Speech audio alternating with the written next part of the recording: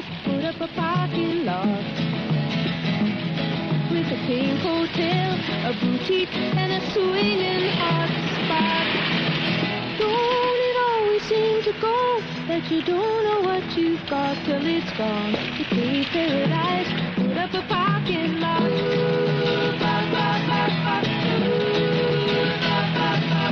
Put up all the trees, put them in a tree museum. And they charge the people $1.50 just to see them. Don't it always seem to go that you don't know what you've got till it's gone? You pay paradise, put up a parking lot.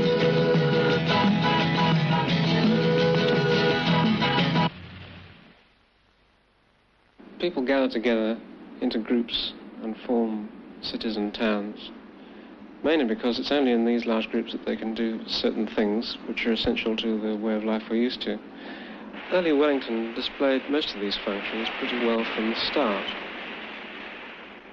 Right from the beginning, of course, from its establishment, it was a trading place. This was the reason for its siting. It was midway between the potential agricultural hinterland, which the colonists were going to develop, and the overseas markets where they were going to sell and from which they would get most of their manufactured goods. Secondly, as soon as the colonists landed, it became a manufacturing town of some sort. The smaller things which people couldn't wait for from overseas were made on the spot. Thirdly, it became an administrative centre. The Lieutenant Governor set up his establishment in Wellington very early on. And fourthly, it was, of course, a residential area from the word go. This is where people came to set up home. And fifthly, we see from accounts of early life in Wellington that entertainment and culture began to grow right from the earliest days. Barrett's Hotel was the scene of banquets and balls and almost everything that you could imagine going on. At this stage, the town was contained almost entirely within the town belt. There were a few settlements outside the town belt. These were not suburbs in the way that we would recognize them now, so much as commuters' villages. They were sort of little settlements out in the country. People, I think, must have felt they were going out to the country. And father could come into work, but really they lived a fairly isolated existence because the intervening land between the city and the town was all open country. By the end of the 19th century, the centre of Wellington was getting pretty tight for space, and the area was becoming quite cramped. But Wellington was extracted from this dilemma by the advent of the electric tram.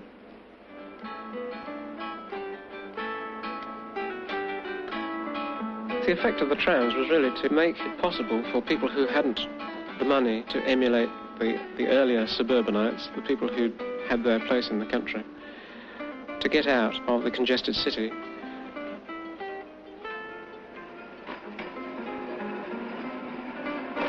Of course, they weren't really getting themselves the same sort of environment as the people who lived in the villages, because these suburbs grew pretty rapidly, and they're in fact very similar to the suburbs today. They're fairly low density. Everybody had a certain amount of space around his house. But it was still based on the assumption that you would be able to walk to the transport route. The coming of the motor car and of the motor bus affected the form of the city quite considerably. The car and the bus being much more flexible meant that people could live a lot further away, and the suburbs got fatter in plan. And this is really the beginning of the change which we're still seeing worked out now, where the centre of emphasis shifts from Wellington City to land quite a long way away, where people increasingly are coming to live, and in the case of industrial occupations, where they're going to work as well.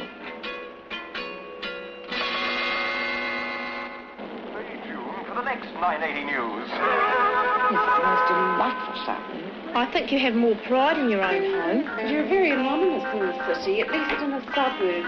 Well, I like a little bit of privacy, I mean. Young, aimless people out in the streets at night. We wanted somewhere that... I think that every suburb needs something I don't really know what the advantage is. It's another suburb, and suburbs must expand, and you're there to help them expand, really, aren't you? Suburban life, I think so. That's good, that's lovely. Right, now dry your looking mouth. Right, when you're finished, you put them over by the milk bottle so I know you've got them. That's a very good boy. Can you try Daddy's coffee mug?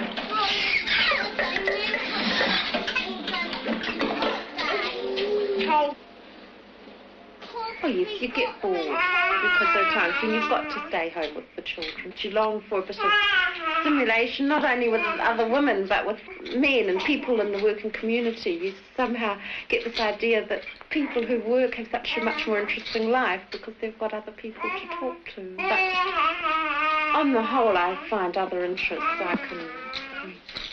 community interests. If there's some sense of community spirit and you can belong to Plunket mothers' clubs and kindergarten mothers' clubs and shop in a community centre. I would like to keep working, but not to sacrifice my children for it. I think really that the children are most important. You've got to give your time to them. Clearly, housewives' neurosis does exist in the sense that housewives tend to break down, mainly because the suburbs don't provide them with enough satisfactions. When one thinks of many suburban areas, there are few community activities that women are able to organise for themselves. Very little entertainment. I believe that they've started up pictures at the local hall down here. Well, that's all very well, but I know for a fact that the seating isn't very comfortable, and to sit through 2 hours of film, well, gosh, it's just not even worthwhile going because you're straining your neck and craning and carrying on, so it's just not worth it. You'd far sooner have stayed home in comfort, I think. I think that if they had a jolly good picture theatre out here, it would help encourage people to go out a lot more.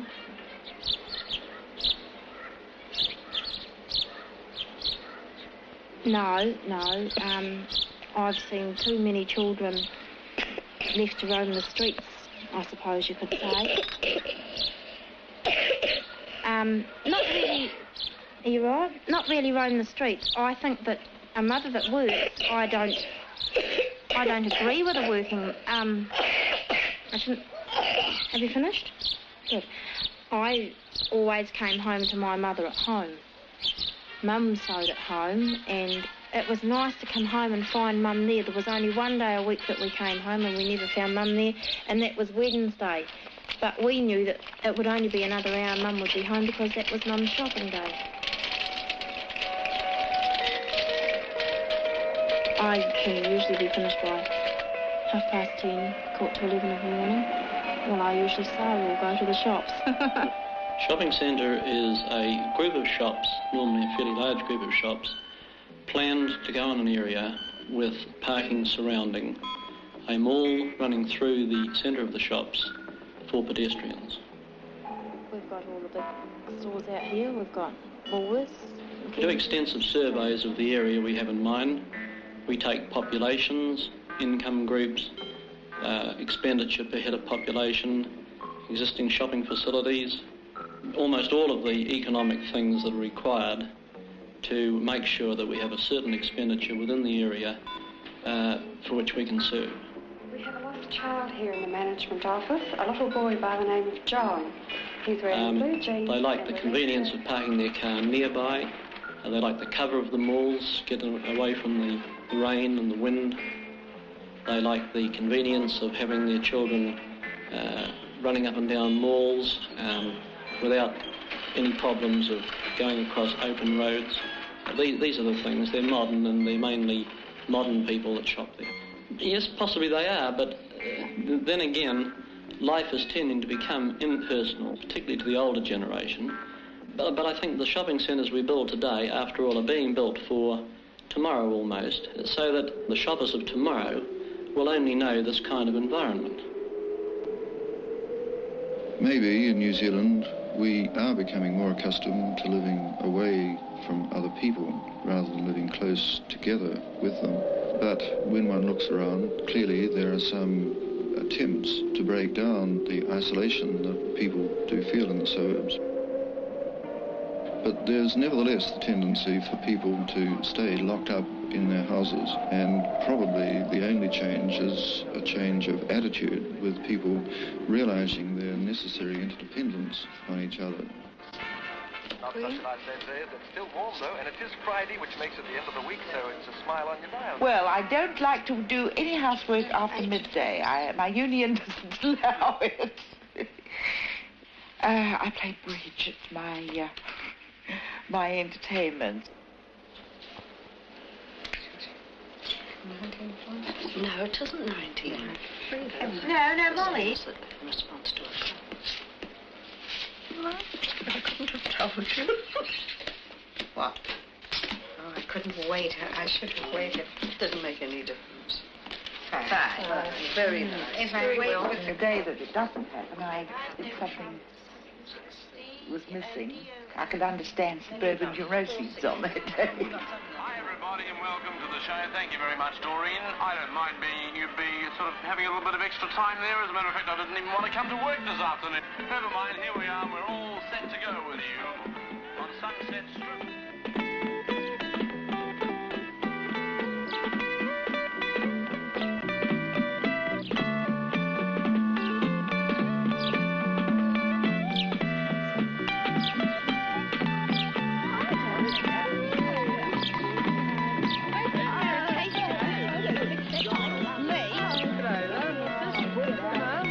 The problems, as I see it, and I've been here just about 8 years now, is that you have got a large number of teenagers, and this number is growing, and possibly at the moment there isn't enough for them to do with their spare time.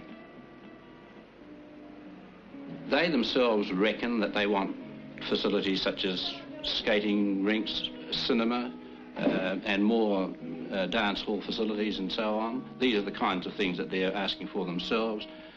I don't know whether this would cut the problems out altogether. They seem to be able to get into the hut quite readily, but Wellington seems a bit remote, really. I don't think that our children go into the city as much as they perhaps should, to the art galleries and shows that are on in town.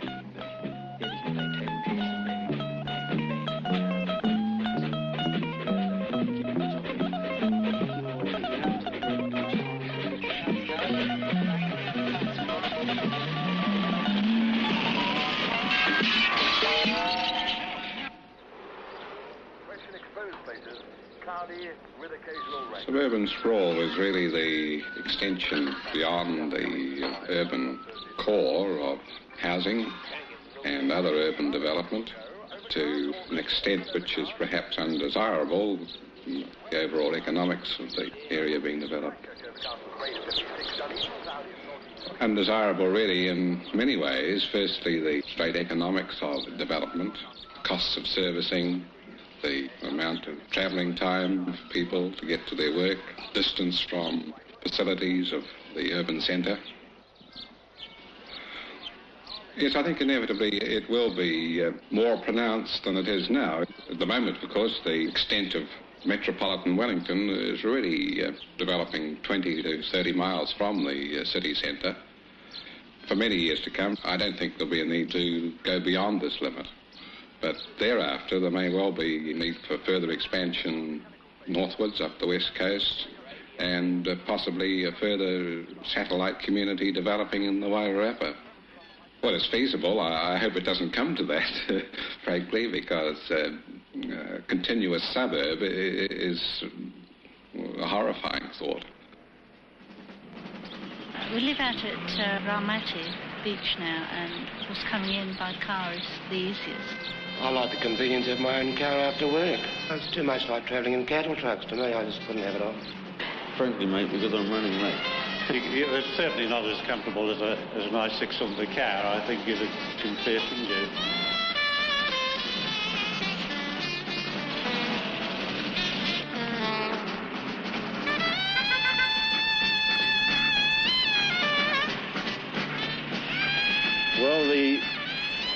problem that we faced here and looking to the future was that the sheer volume of traffic generated by the central city area can't be dealt with by piecemeal improvements to the street pattern or by traffic control means. It was found to be impossible with the traffic that we're going to get to actually cope with, say, minor street widenings, improvements. The building density is already such that we can't widen many of the streets anyway. And the motorway really seemed the only practicable solution to the problem.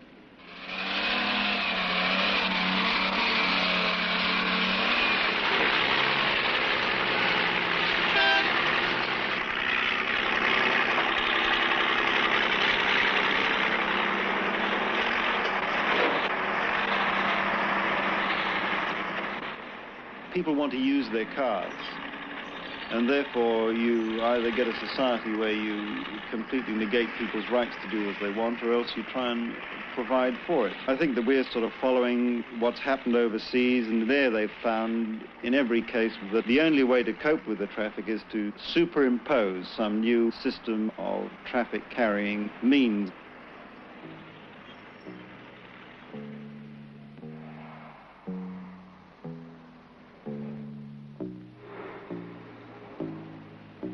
But I would say that a motorway is a most inefficient method of transporting people to a destination.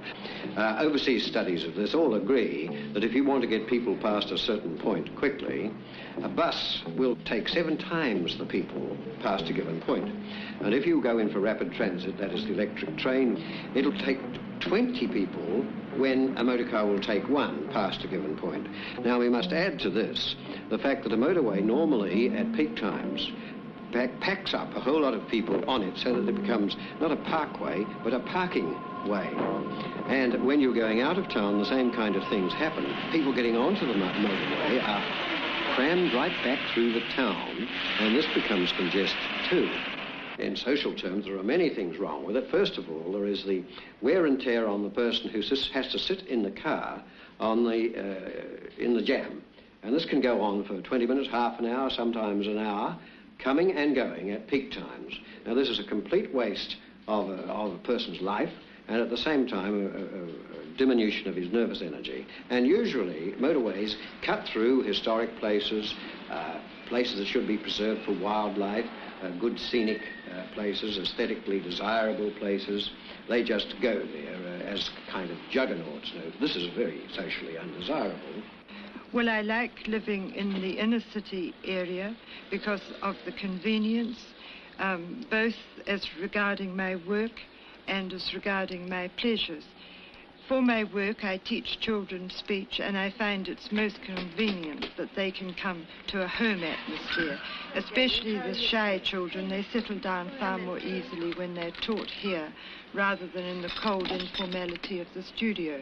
The hostess passes out boiled sweets to enable the passengers to swallow, which takes the pressure of the sudden climb from their eardrums. Peering out from either... Yes, well, the motorway, there will be a bypass through the street for the motorway, and most unfortunately, all these flats in this little street will be demolished, and we, of course, will have to find alternative accommodation, which I do not think for a moment we will find anything to suit us as we have here. But in addition to this, when it comes to a small city, they're very great eaters up of space. Wellington, the business area, has only about 250 acres of space. Now, the motorway itself going through Wellington is taking up 75 acres. Now, if we assume that the cars themselves, parked in buildings or on open spaces, take up, say, 50 acres, that's 125 acres of space, which is half the business area. Now, that's an enormous bite out of a very small area.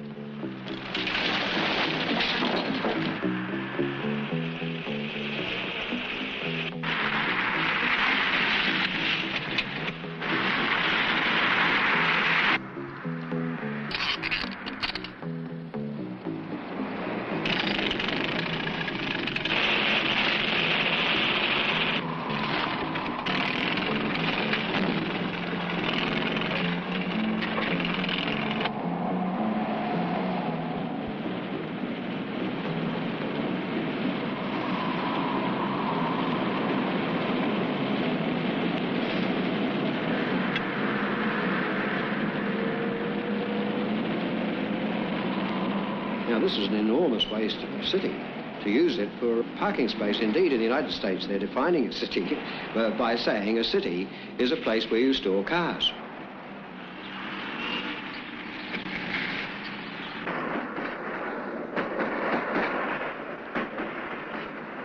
The suburban rail services in Wellington are losing a considerable amount of money, approximately $1.5 million. Firstly, there is the fact that this is peak traffic. In other words, you've got in Wellington approximately 70% of our rolling stock is used for no more than, say, 3.5 hours per day. This is the peak in the morning, the peak in the evening. And so this means your expensive rolling stock is not being utilised in off-peak periods. It also means that your staff are not being utilised also in off-peak periods. In addition to this, you have the fact that your staff in the second period is coming into penal rates.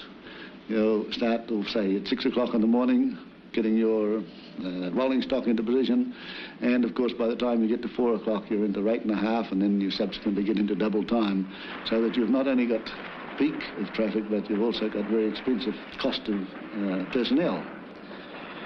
The problems that public transport face are that buses and trains are not used now for the off-peak trips that they used to be used for. People don't go to the beach in a bus, and they rarely go to the theatre in a bus compared with the way they used to use buses a few years ago. And this has caused them financial problems. Now, you could attribute part of this to the motor car, certainly. People are using their cars for this sort of activity.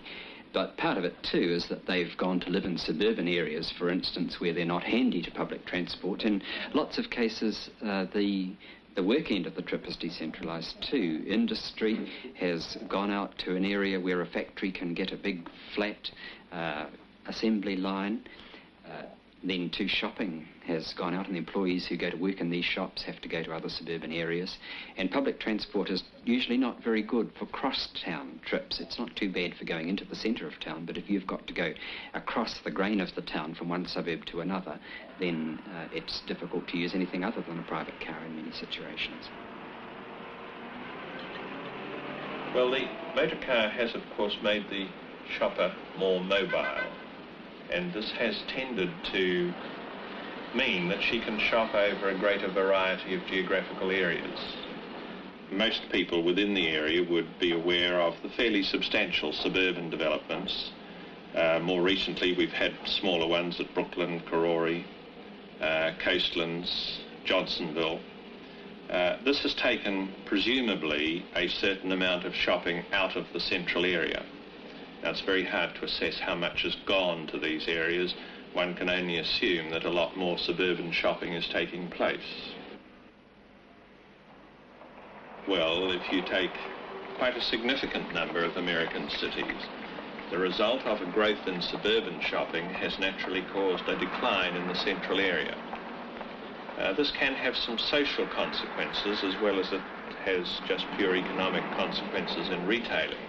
If the central area declines sufficiently, then land values in that area decline. The central area starts to become less dominant as the main social complex of the community. Yes, I think if you looked at the top end of Cuba Street, for instance, and possibly if you looked at Ridderford Street, until such time as these areas are redeveloped, they must become unattractive. Unpleasantness, yes. Congestion and exhaust fumes, pollution is simply a part of this lack of competitive attractiveness as, say, a brand new suburban area with large parking and attractive facilities, yes.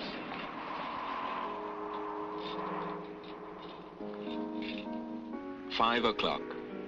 The exodus to the suburbs begins. The city will be left, bereft of people, a monument to the motor car. We can see the patterns, we can see the problems. But what do they mean? What do they add up to in terms of quality of life? No one can say definitively. Each one of us must judge for himself. All we can do is present the images.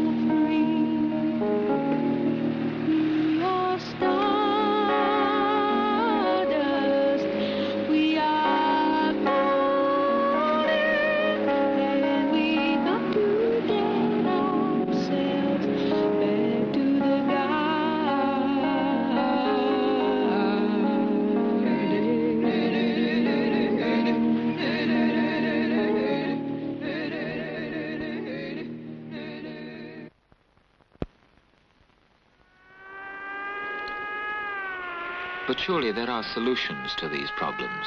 Surely there are concepts which, if put into practice, might enable us to cope with the effects of the technology we live with. We have to build houses, that is unavoidable. But do we have to produce the sterile suburbs we have at present?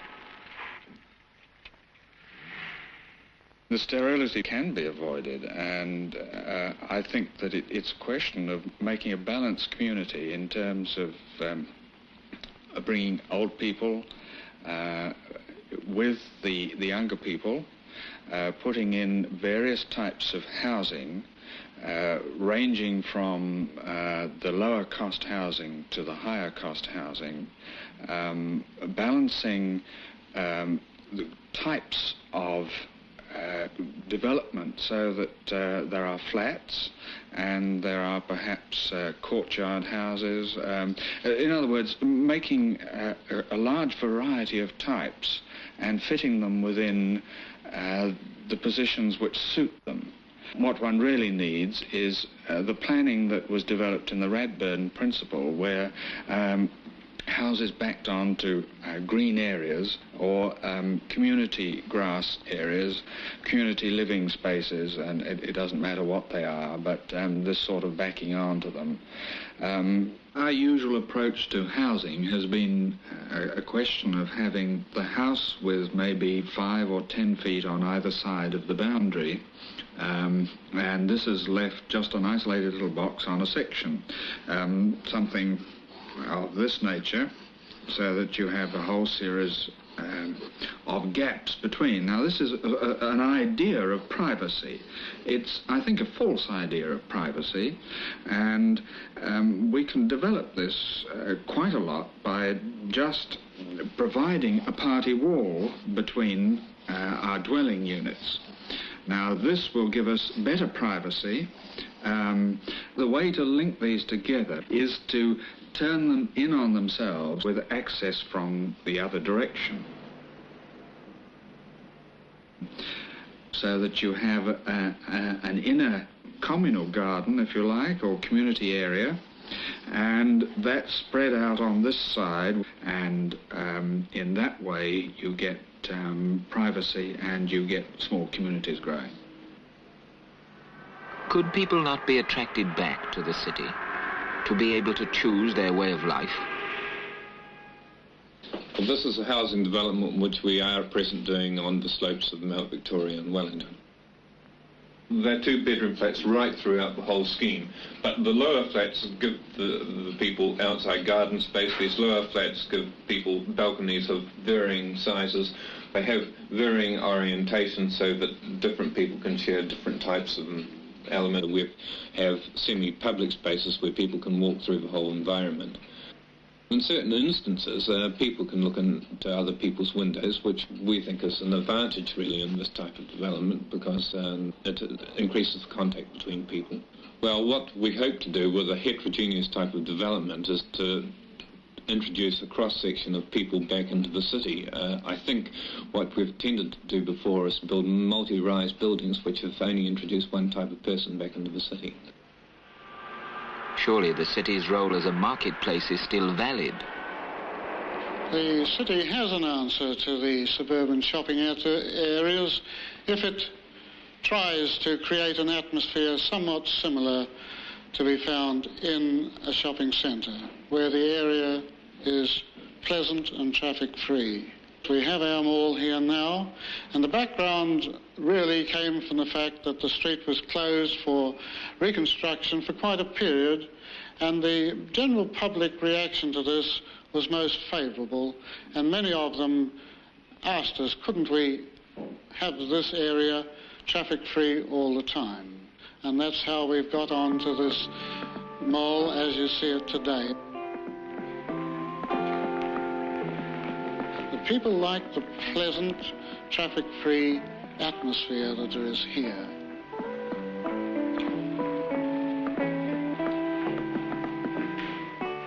But it's not only that pleasant atmosphere that they seem to appreciate, but we found that we had to put in work ourselves, and so we've appointed a manager who's full-time occupied in seeing that we have interesting features on in the mall from time to time, in the way of entertainment, painting demonstrations by children, anything that the public will enjoy. Yes, I would say it's been a complete economic success over the first 8 months of its existence, and I'd be very surprised if every store in the area hasn't shown a greater increase than would have been the case if the mall hadn't been brought into being.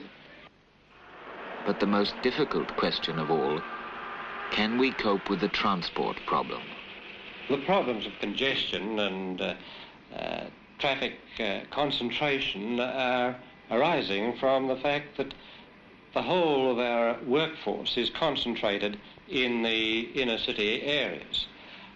This can be countered, of course, by the decentralisation of employment to some of the outer suburbs. The situation here in Wellington is one in which we have the major centres of employment in Wellington City itself and up in the Hutt Valley, centred on Lower Hutt and Petone, whereas the large proportion of the labour force that is presently accommodated in Johnsonville, Wainuiomata, the Pororua Basin and other centres even further afield.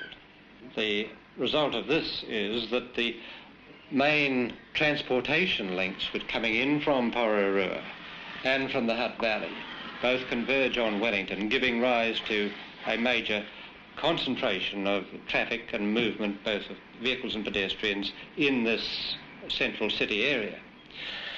It's further complicated by the fact that the people in Pororua are unable to seek employment in the Hutt Valley because of no direct road and rail links through to that major industrial complex.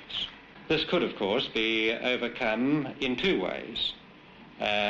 By, in the first place, providing a greater measure of employment, both industrially and commercially, in the Pororua Basin than is currently available, and providing also a better means of communication, preferably a public transport service between the Hutt Valley and the Pororua Basin to complete a circuit of transportation links that would connect Wellington City with the Hutt Valley and finally with the Pororua Basin. The decentralisation of selected types of commerce and industry to the outer suburban areas would give rise to a greater diversification of activity in those centres and make for a very much more lively society, particularly during the day when at the moment much of the suburban areas are left to the housewives and very young children.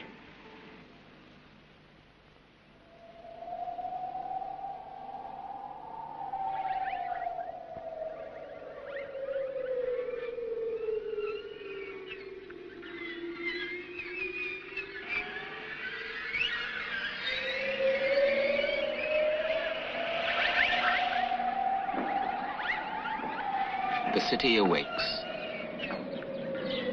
Another day, another cycle begins, endlessly repeated week after week, year after year.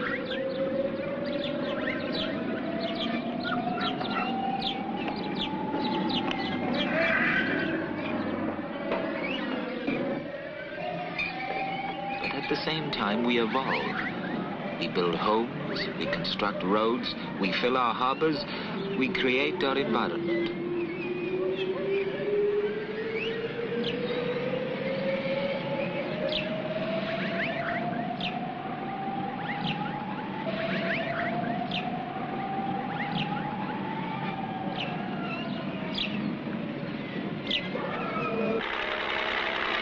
We in New Zealand are in a unique position.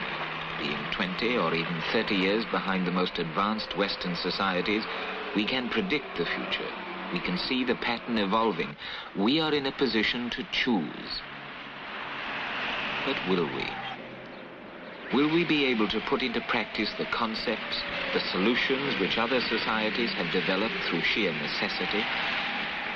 have we the institutions and the attitudes which will enable us to avoid the destruction of what is, as yet, a relatively unspoilt environment? I think I'd very much like to see a major leap forward, but I don't know why it hasn't happened, and I don't think it's because of lack of planning. We could produce plans, very imaginative plans, but I doubt whether many of them would actually be realized. Several years ago, we prepared a plan for the redevelopment, what we thought was a fairly imaginative scheme for the redevelopment of central area of Wellington, but apparently it wasn't generally accepted either by the politicians or by the public generally.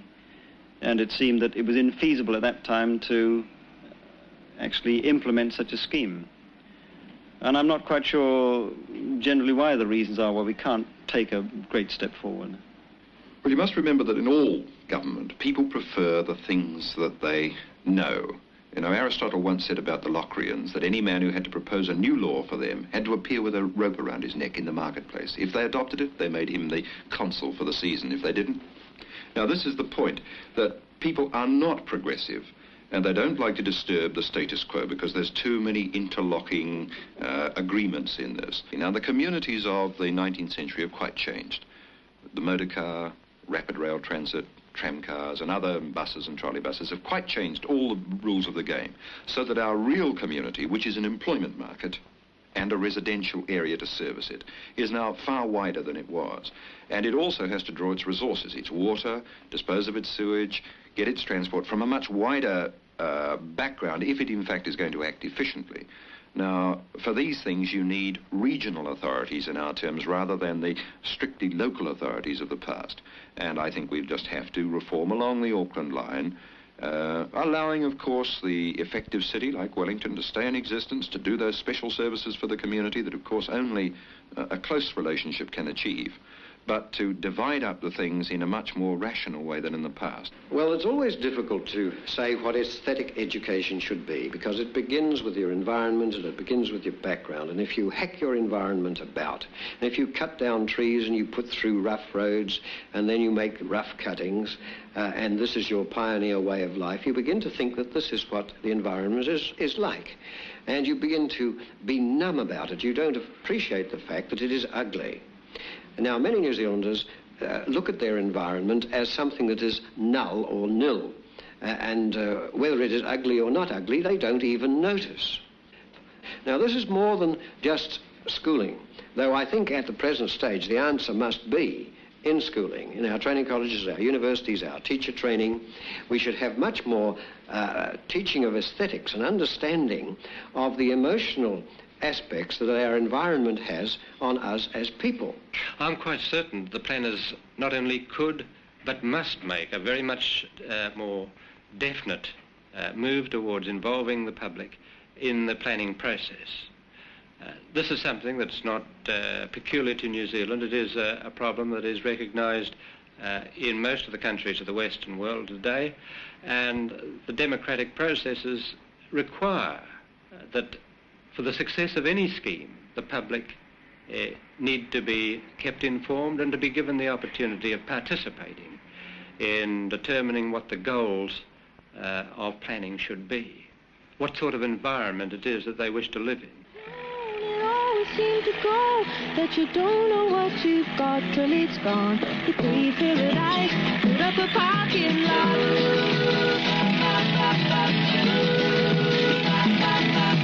Late last night, I heard the screen door slam, and a big yellow taxi took away my old man.